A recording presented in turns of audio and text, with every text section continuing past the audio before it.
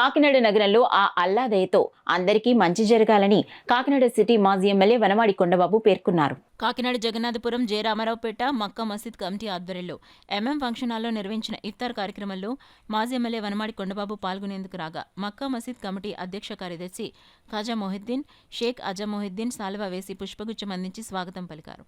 ఈ సందర్భంగా వనమాడి కొండబాబు మాట్లాడుతూ ముస్లింలకు రంజాన్ శుభాకాంక్షలు తెలిపారు. ఈ కార్యక్రమంలో మైనార్టీ నాయకులు ఎస్కే రహీం, ఎండి ఖాన్, సయ్యద్ అలీ, అన్వర్, ఇమాం సాహెబ్, వల్లీ, మొయిన్, తాజుద్దీన్, అన్సర్ తదితరులు పాల్గొన్నారు.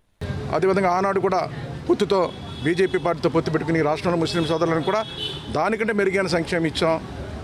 మసీదులు కట్టాం, సాదిఖానాలు కట్టాం.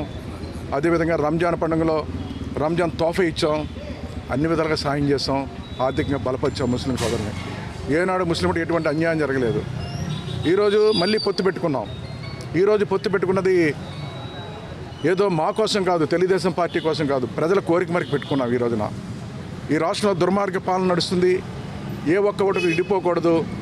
ఈరోజు కేంద్రంలో బీజేపీ పార్టీ ఉంది, కేంద్ర సహకారం కూడా తీసుకోవాలన్న ఆలోచనతో ఈరోజు తెలుగుదేశం పార్టీ, జనసేన, బీజేపీ పొత్తు పెట్టుకున్నాం. ఈరోజు హామీ ఇస్తున్నాం, ఆనాడు కంటే ఈనాడు మళ్ళీ పొత్తులో మేము నెగ్గబోతున్నాం.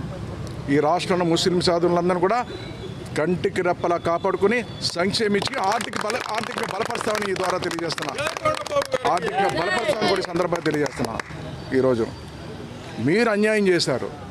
ఒక ముస్లిం సలీం బాయ్ని ఆత్మహత్య చేసుకున్నా చేశారండి. ఈ రాష్ట్రంలో ఫ్యామిలీ మొత్తం ఆత్మహత్య చేసుకున్నారు. మీ ప్రభుత్వంలో ఎంతోమందికి అన్యాయం జరిగింది.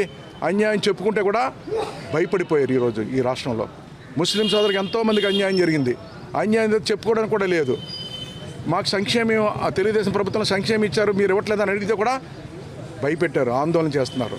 భయంతో బతికారండి. ఈరోజు ఈ రాష్ట్రంలో చెప్పాలంటే వైసీపీ పార్టీలో ముస్లిం సోదరులే కాదు, అన్ని వర్గాల ప్రజలు కూడా భయంతో బతికారని కూడా ఈ సందర్భంగా తెలియదు. భయంతో బతుకుతున్నారు. ఈ కూటమి ప్రభుత్వం వస్తుంది రేపొద్దున అందరూ కూడా స్వేచ్ఛగా, ఆనందంగా, అన్ని కులమత భేదాలు లేకుండా అందరూ కూడా ఒక అభివృద్ధిలో ముందుకు వెళ్తారు. ఆ విధంగా ముందుకు తీసుకెళ్తామని ఈ బీజేపీ పొత్తు వల్ల ముస్లిం సోదరులకు ఎటువంటి నష్టం లేదు. గౌరవాన్ని పెంచుతాం, ఆర్థికంగా పెంచుతాం, బలపరుస్తామని మీ ద్వారా తెలియజేస్తున్నాం.